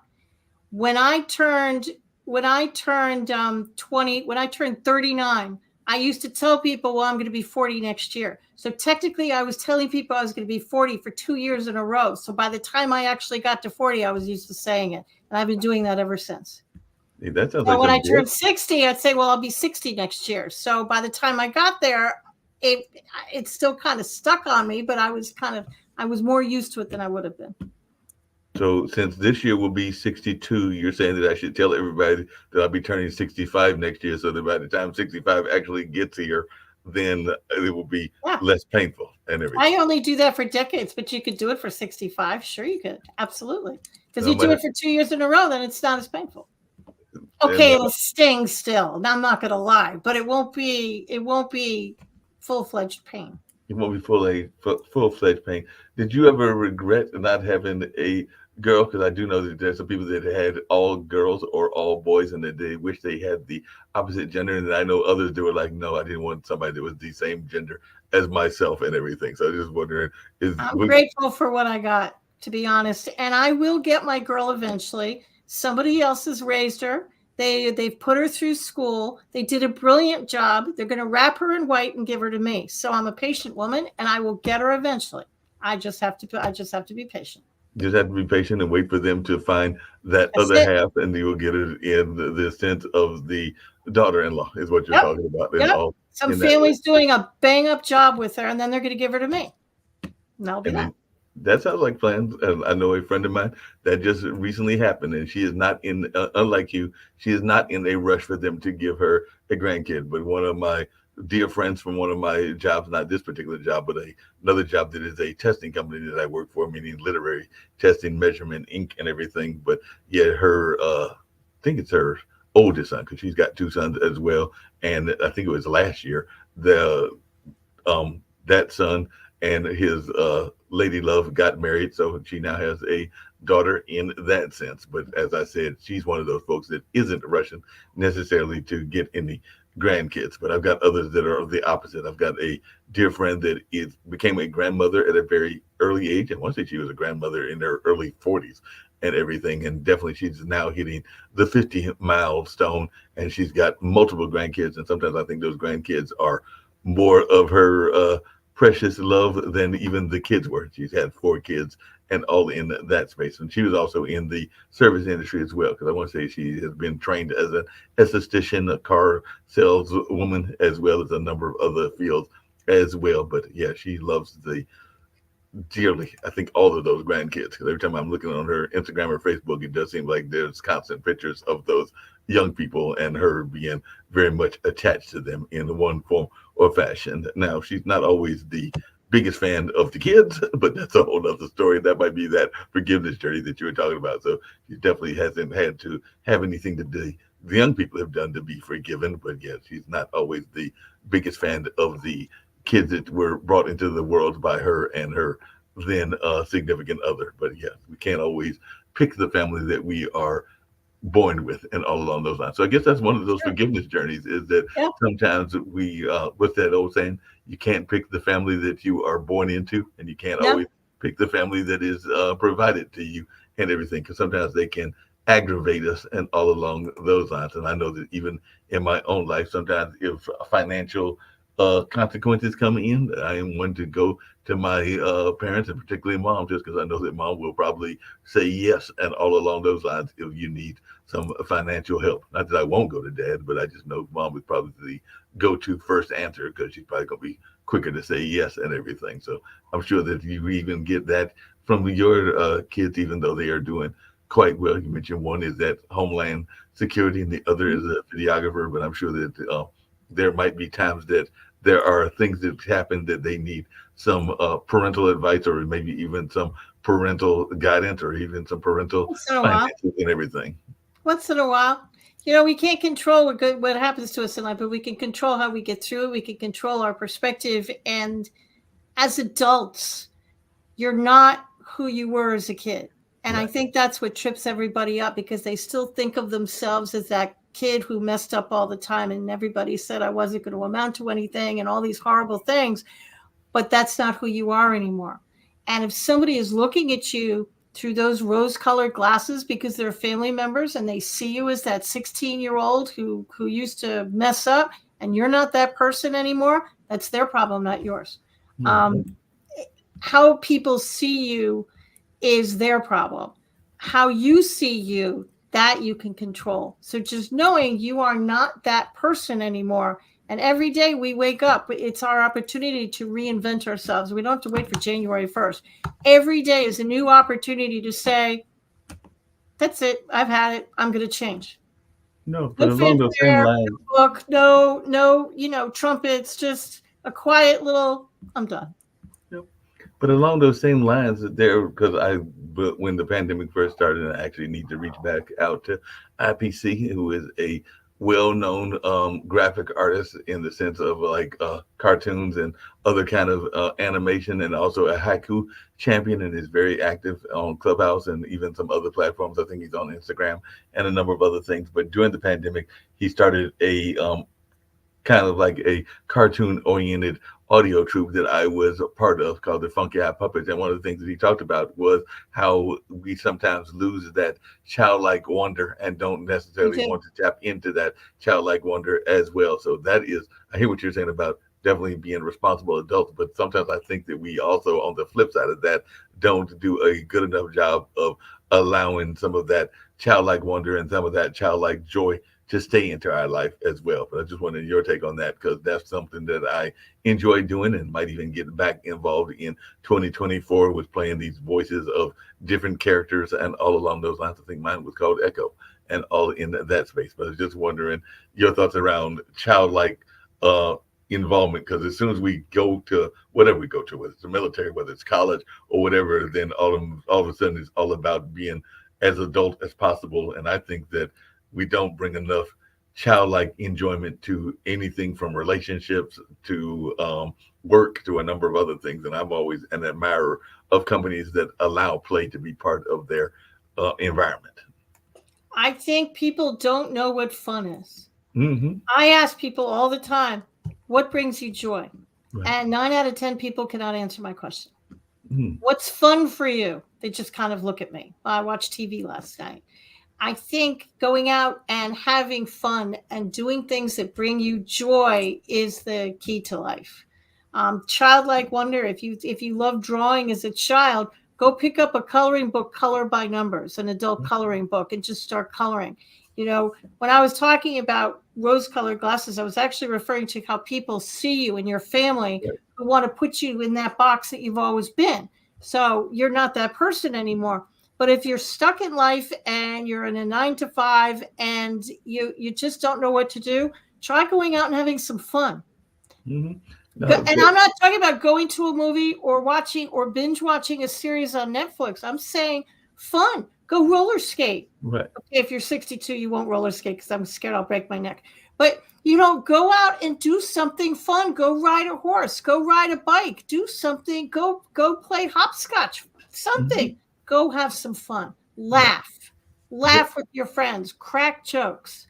That's the key to life. I mean, Ron and I used to go into chemotherapy, and we used to be, the younger viewers won't know who this is, but we used to be George and Gracie, who are a little comedy team. Right. And we used to just go in and make people laugh. Why? Because it's more fun than crying. No, I agree with you. And there's a show that we do regularly. Billy Graham does it, not the famous pastor or even members of his family and everything, but it is a motivational speaker out of Texas, African-American motivational speaker. And if you ever watch the show and see his commercial that opens the show, he is speaking at one of the African nations. I forget which one it is. It might be in Ghana or something like that. And one of the things that he brings up is, well, a couple things. He brings up the notion of he doesn't want to take all of these great ideas with him to the graveyard. And I definitely understand that and agree with him on that and along those lines. But the other thing that he says is that how can that we are told to break out of the box, but how can we break out of the box when there is really no box to break out of, and all along those lines. So that is one of his lines, is that there is no makes box. a lot of sense. Everybody, you can't put me in a box because there is no box. That's exactly what he says, is you can't put me in a box. I read a meme on Facebook just yesterday, said, if you're one of those people who think the glass is half full, Mm-hmm. go buy a smaller glass and pour the water into that glass. There you go. Now the glass is full. I thought it was an interesting perspective. That's a very interesting perspective, because if the glass is half full, go get a smaller glass and then it'll be a full glass and everything. There you go. It's a matter of perspective. Think outside the box. Okay, well, I don't have a box, so there's no box for me to think outside of, because I don't fit into anybody's box. Right. No, you definitely don't. Never did. Never did. And all along those, what advice would you give to folks, and we're getting ready to wind down shortly, that are thinking about writing a book? Because like you mentioned earlier, you have written about 12 of them and all along those lines. But what advice would you give for folks that are thinking about going into the notion of being an author and all along those lines? Because I've always been told that everybody has a book in them. Now, whether every book needs to be written, that's a whole nother question, and that's a whole nother story. But I have been told that everybody has a book within them and everything. But what advice would you give to folks that are thinking about writing a book? Just start writing. One of the mistakes that people make when they think about writing a book is they think, okay, I have to come up with the title. Then I have to write the chapter 1, chapter 2, chapter 3. And that's actually not true. I really did write one of my books in chemotherapy on my phone. And what I did is, when I thought of something, I'd write it down. So I didn't know if that was chapter 1. I didn't know if it was chapter 10. So just get on your computer and just start writing. Mm-hmm. And just start writing. If you're writing a memoir about your life, you don't have to start with your childhood. Start with whatever floats into your head. Once, 3, 6 months, a year goes on, and you have enough files on your computer, okay, now you can put them in order. Now you can say, okay, well, this one should be here, and that one should be here, and that's when you can find a title for the book.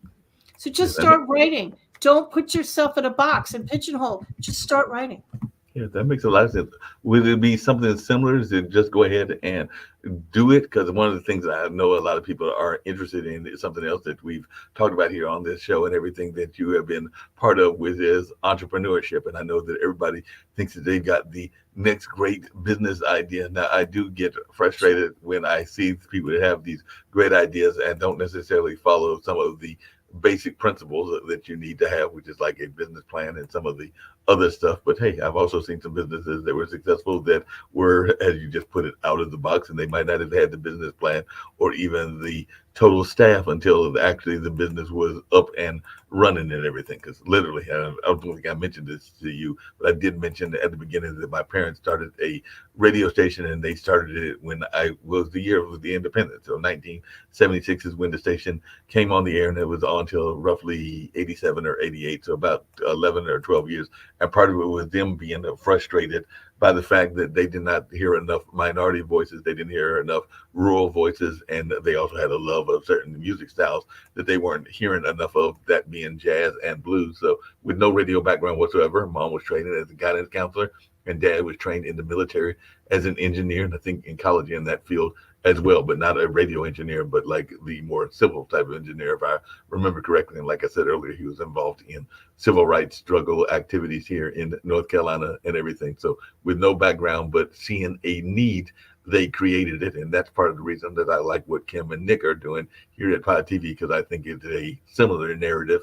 Some 76 to 2006, some close to 50 years later, with similar mindset and everything, even though it's closer to like 45 years later and everything, but still a similar mindset and all along those lines. So I was like, I can definitely relate to it and want to get involved, because it sounds like what the parents, who fortunately are still living, were doing when they created that station in 76. So definitely one thing I think you have to do is have a vision. But what advice would you give to entrepreneurs? Don't quit your day job until you can support yourself. Right. Everybody say, well, how much will it cost to start a business or a concierge business? Well, add up your bills, phone bill, every bill, multiply that by 6. My husband will tell you to multiply it by 9. And that's the amount of money that you need to start the business basic, because that's the amount of money you need so you don't starve to death. Mm-hmm. That's your monthly nut. That's what you need every month to survive. And if it means that you have to work part-time while you're getting the business, or you do the business at night and on weekends, you'll be the busiest person on the planet, but you're not going to starve to death, and you'll have a roof over your head. So I tell everybody to don't quit your day job. It might be $1 million business, 100%, but I don't want you to end up in a refrigerator box on the street either. I need you to do it right. You need insurance. You need a business plan. Sure, you need the business card. You need a website. Yes, you need a website. Everybody needs a website, but you need a lawyer. You need an accountant. You need insurance. You need to have enough money in the bank so you don't starve to death. That's my advice to everybody who's starting a business. And I'm not trying to talk anybody out of a dream, but I also don't want you to die. Yeah, and I know some people will start the business literally from the business that they are in. I know that when I started Lee Entertainment, which is like kind of like entertainment planning and entertainment consulting and all along those lines, and even managed some performers, I literally was working at GlaxoSmithKline. So of course I was using some of the resources that I had access to and everything. Now, whether that was technically cheating or not, that's a whole nother matter. And maybe the folks at Glaxo need to forgive me. And all along those lines, coming back to our conversation around. That's another conversation. Exactly. Let's circle back a little bit. Yeah. Yes, exactly. They might have to forgive me for taking advantage of that. But I do know that the quite often people will take advantage of the situations that they are in, whether that is Fun. using a copier, whether that is using a phone, or whether that is using even office space or whatever. But definitely it does seem like that is a standard business practice where many It is folks are. today. Back in the day when I was there out there, it wasn't, but today it kind of is. We live in a very different world right now. Very different world. What's some of the things that you have seen change in your 62 years that have surprised you? Because I know on one of our shows that we oftentimes talk about AI and its impact, and all along those lines on a regular basis. I think that's our World Edition show, which is our new show. Of course, they also talk about these awards that I mentioned earlier as well. But kind of jokingly talked about the change in the phone, and of course the Google reference that It's you made slam your earlier. phone down like I used to because you break it. You can't slam it down. Didn't we all used to think we were going to be living a George Jetson kind of life? Come on. We all thought we'd be walking, we'd be driving these cars, these, spaceship cars. That's what we all thought. And then when computers came on, they told all of us, we're going to have a paperless society. They lied through their teeth. We are not a paperless society.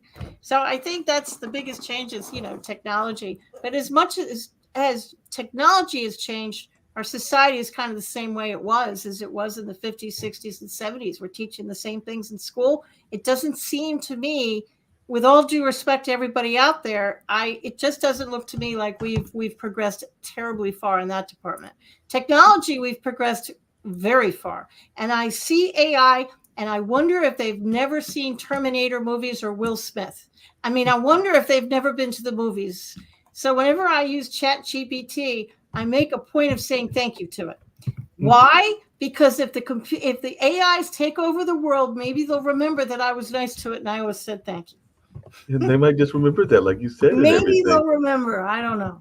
Yeah, hopefully they'll remember that, because as you were just saying that, I was thinking about a couple of things. One, the network founders, part of the reason that they founded the network, as I alluded to earlier, was that they felt that there were things that should be taught in the school that weren't taught in the school. Because I know Nick Valveda talks about fiscal literacy and fiscal responsibility, and he wishes that would be taught in the school system, and he can't find any school system where it is really taught, or even entrepreneurship skills as well. So I think that both him and Kim would agree with what you're saying, that we need to do a better job in our teaching and everything. And at the same time, I know that I want to say here in North Carolina, there are school systems that are concerned about the use of technology. And I think that there's even some schools that are putting limitations on when the students can bring the cell phones into the campus. I agree with that, actually. And their students are using ChatGPT to write their papers, which is wrong. So that's something that they're going to have to figure out. So kids can't do that.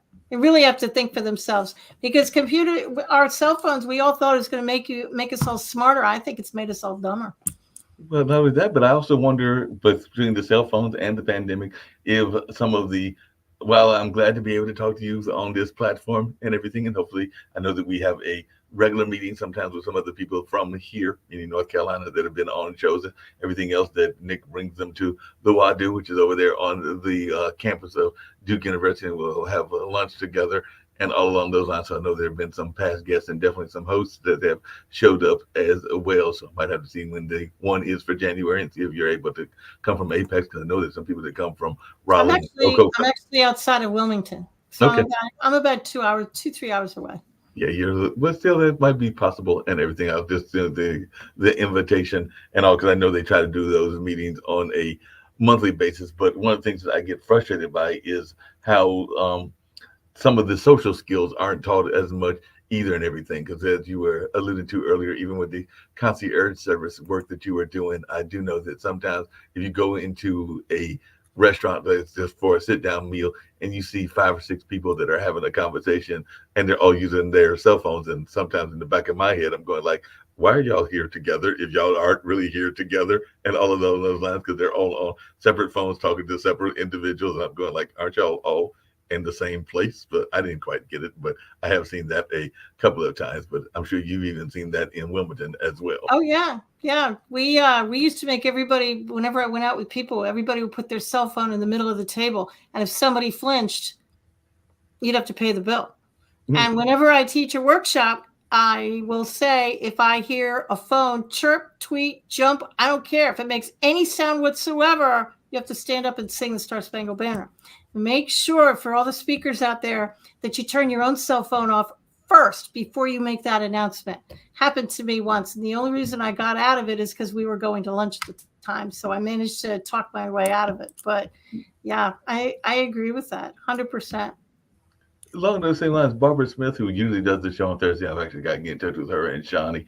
She used to have these like certain things that she does a show called Empowering You. It was in Thursday evenings, and now it's Thursday afternoon, and that's why I got to check and see whether we're on for this Thursday or whether she'll come back on the 11th for the first episode and all in that space. But she would oftentimes talk about kind of like catching how a lot of times when people are given an introduction to the speaker, they basically read the bio, and there's like the bio is already provided and all along those lines. So she would sometimes ask a question that would get people to break that mold. So she would sometimes say that she was, I forget the exact phrase, but it's something like I was an engineer by 8, I was a race car driver by 10, and then I was a something else by 12. And she would give backgrounds as to how this happened. So the engineer at like 8 was her literally breaking down something that was in the house and rebuilding it and all along those lines. And the race car driver was literally her, riding her parents' car or something along those lines. So there was a narrative that got the person who's doing the introduction to break out of that tried and true tradition of just reading the bio and everything. So I was wondering, how do you get people to introduce you in a way that is less stale than some of the introductions are at many speaking conferences? So like I said, that was one of Barbara's little tricks of the trade, but I was just wondering how you deal with it and how you try to get them to give something that is a little bit more vibrant. Sometimes I'll write it for them. Mm-hmm. Sometimes I'll just give them some verbal suggestions. Because I don't like to step on people's toes when they invite me to speak. They've got a certain format of doing things. But when I'm asked, I'll tell them, to they can say anything they want in my bio. But I'm a big fan of people can read. Mm-hmm. So I like to have it short and sweet because everybody can Google me. They can go to my website. They can read my bio. And I'm a fan of, you're not really here to hear my bio. You're you kind of want to hear what I have to say. And I feel that way about every speaker. So I try and keep them short and sweet. No, that makes a lot of sense. Just keep them short and sweet and all along those lines. As I said, getting to wrap it up, because I'm actually getting to get out of this building, get back to my apartment and house and all along those lines. But one of the things I get every guest to do is, if you can tell folks that have been listening to this conversation either now, and I have seen a few people that have popped in at least on the little eyeball, as well as other ways that I'm able to know and everything. And also I will air these interviews several times during the course of the week and the month, even after they are aired. So any words of positivity and hope, because as you've learned, that's part of what I am all about, is spreading positivity and hope to the globe in whatever ways I can. So any message of positivity and hope that you would like to share with our global audience, as well as ways that you can be reached and contacted, and any messages that you haven't got out, because I think we've covered quite a bit of what I know you're about, including entrepreneurship, business, and the concierge, and being a breast cancer survivor. But anything that you would like to share that we might not have tapped into, and any message of positivity and hope, and ways that folks can reach out to you. And hopefully you'll come back even on our new show, because like I said before, we do the new show every Monday through Friday at 10 a.m. And I might even send you the link for tomorrow, all along those lines. And if you want to jump in, that becomes a little bit more of a food fight, because we do have people of different political views, whereas I like to just have open conversations and not be as much of the contrast kind of things that some people do. But it's still a good show and a fun show. But I still may send you the link, and if you have the time, pop in. And if the food fight becomes too much, you are perfectly welcome to pop out as well. If people want to purchase any of my books and you want to see what I've written, you could go to KatherineGiovanni.com. Catherine is spelled a little bit weird. It's KATHARINE, Giovanni.com. A list of my books and all the things I've written are right there. The newest one is this one, The Ultimate Path to Forgiveness. My biggest message to anybody is to be your authentic self. And I'm not being tried. I actually mean it. Everybody's trying to put us all in a box. And if you're not happy in what you're doing, it probably means that you're not being your authentic self. You're not being true to yourself. You're not doing things that make you happy. You're not being the person you know who you are. Why? Because maybe you're scared society is going to accost you. They're going to pick you. They're going to point their finger at you and say, you shouldn't do that. It's like the bullies in grammar school. Be your authentic self. It's why you're here on the planet. The only way we're going to heal the planet is if we be our authentic selves and we do what we're meant to do. Okay, Catherine, what am I meant to do? You'll figure it out.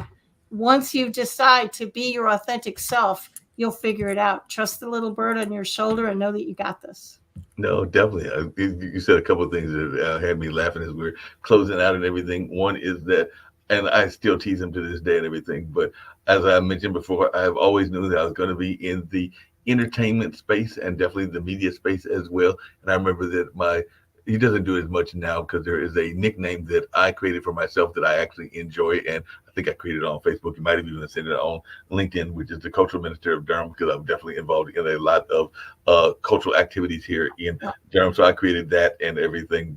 And I think it was actually some friends of mine that came up with that term because they were like, every time we see you, you're at something cultural. So they were a little bit on the more left side of politics. So they were like, you must be the Cultural Minister of Durham. So I kind of stuck with that and kept that even on some of my social media outlets and all in that space. But my dad, when I was young and everything, he used to sarcastically call me a showbiz. So that would sound his way of being sarcastic and all along those lines. So I was going like, yeah, but sounds like a compliment to me. Exactly. And I took it as a compliment and I also took it as a kind of a part of the trademark and some of the things that I do as well. So at the time, he was being a little bit sarcastic in the way he phrased it because it was kind of done in a sarcastic tone and all, but I took it as a compliment and have used it as a compliment ever since that time and everything. So that's just something that I found that you can flip what somebody may intended to be one way into a more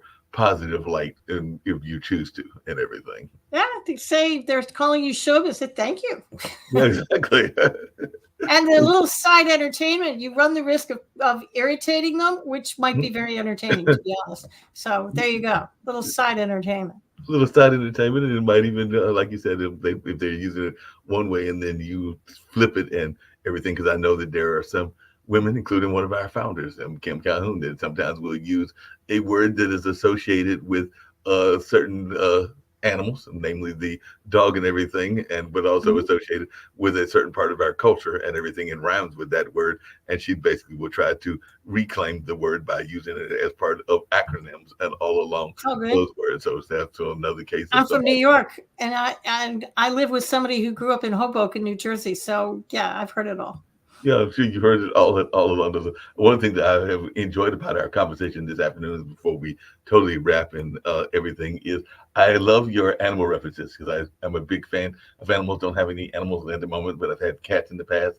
I've had definitely even some geckos that, ironically, a friend of mine that moved to New York gave me, because they were of the Italian background, as I recall, and they were going up there to move into the theater district. So even though I only had them for less than a year, they gave me fettuccine, linguine, and Alfredo. So I had those three geckos that I was able to keep for a while, because they had very many geckos. I think he had like 10 or 12, but I got 3 of them as they were going up to New York to pursue their theater career. And then as a kid, I've had rabbits and even a pet raccoon and a number of other things. And I heard your references to things like the jackrabbits in your life and a couple of other things. I'm good, like, she must have a love of animals. Animals are smarter than us. They blindly trust their intuition. Humans are stupid because we don't blindly trust our intuition. We talk back to it and say, you're out of your mind. I'm not going to do that. But animals, they blindly trust it. They're 100% smarter than we are. No, I agree with you. I think that animals are much smarter, and I think that sometimes they are also wondering why we do what we do. I had a friend of mine that got one of those, and she was a cat lover and still is a cat lover to this day. And she got one of those little light switches that you sit there and you try to get the cat to do tricks with and everything. And I think the cat might have done, as a kitten, the trick for like maybe less than an hour, and then the cat was like, no, I figured out the game. I'm not playing it anymore. So I have a cat. She looks at you, it's like, you want me to do what?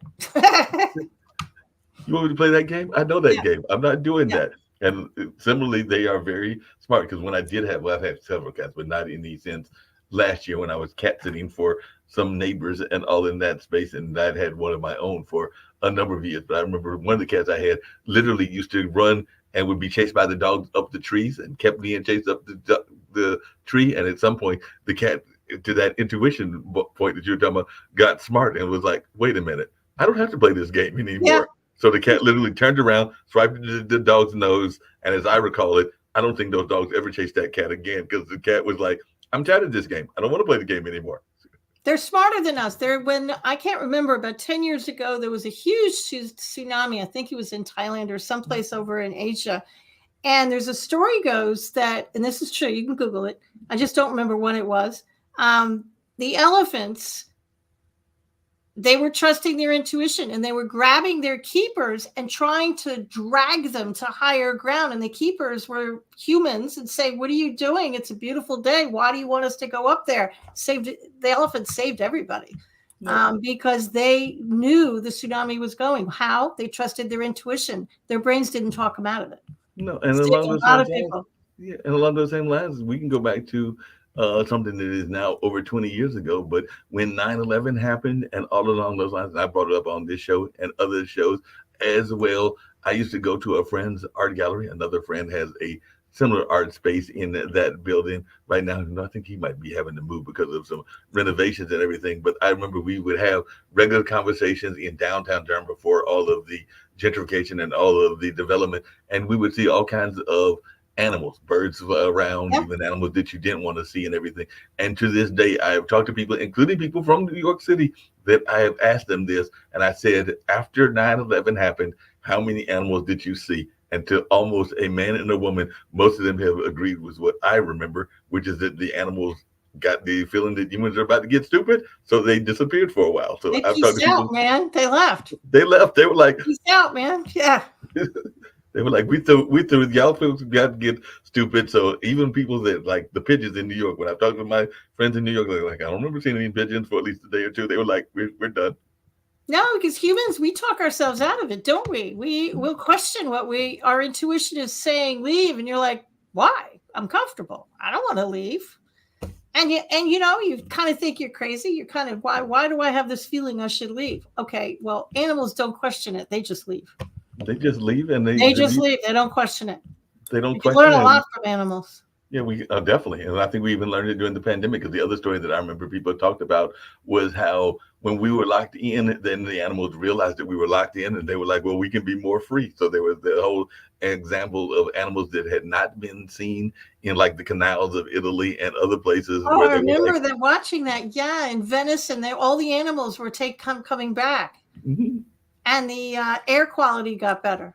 Yeah, everything got better because the animals were like, "Hey, the humans are locked in the house, so we can go enjoy our freedom and everything." Yeah. Well, like I said, I have thoroughly enjoyed this conversation. Went about the times that they usually go, which is somewhere around an hour and a half to 2 hours. And I hope that you will come back, and I will send you that link for tomorrow. And if you get a chance, pop in. And some of the shows are multiple guests, and sometimes it's just one-on-one, as this has been. So hopefully you'll make a return trip either on tomorrow's news or on another online dinner party. But I'll keep sending you links, and whenever you are able to pop in, please do.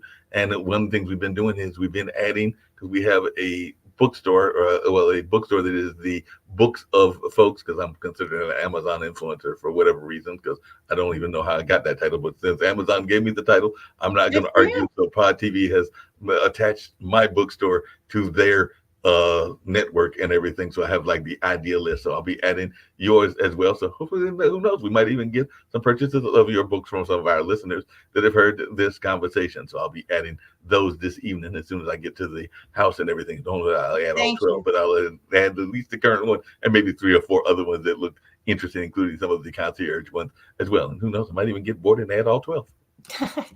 Thank you. I appreciate it. No problem at all. Catherine, you have been a great joy to talk to, and all along those lines. So I have thoroughly enjoyed this conversation. Hopefully I didn't drive you too crazy with some of my inane questions and all along those lines. But You're I was good. having fun, and I hope you were enjoying as well. And I'm going to end with a couple of Friends commercials, including one that honors the folks that are, and this was from, I think, a few years ago, but honor those in the teaching profession that aren't honored enough. The janitors and the guidance counselors and stuff, those folks in somewhere in the Midwest. I can't remember. I think it might be Oklahoma, that this gentleman created this award show. And actually, Barbara won one of the awards last year and everything. So they are honoring people that are both the teachers as well as those that are the support staff with the teachers, like guidance counselors and janitors and others as well. So I'll be ending that, as well as another Friends company that deals with financial services. We're talking about the importance of finances and all in that space. So that's how we'll get on out of here. But I definitely look forward to seeing you in the near future. Thanks so much. I appreciate it, Mark. No problem. Have a good one. Are you looking for money-saving strategies for your business and personal finances? Are you tired of working hard every day with little or nothing to show for it? Contact Prosperity Financial Services, LLC right now for your free financial consultation. Call now to reserve yours today, 804-349-8600, 804-349-8600.